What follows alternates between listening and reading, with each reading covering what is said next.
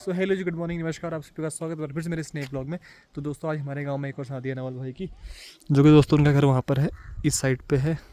तो अभी हम लोग जा रहे हैं नीचे गांव पे और दिखाते हैं आपको आज क्या कुछ रहेगा दोस्तों वहाँ। और जा रही है कल दोस्तों बागेश्वर बारात।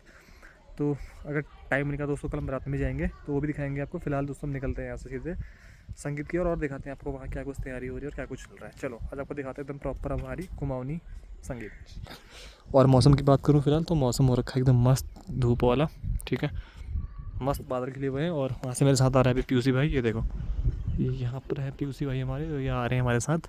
तो बस ये आते हैं और निकलते हैं सीधे शादी में, आगे मिलते हैं आप सभी पहुँच के। चलो लेट्स गो। तो फिलहाल हमारा हो रहा है टी टाइम। तो चाय डालो उसमें, हाथ में लफाया दोस्तों गर्म है रो।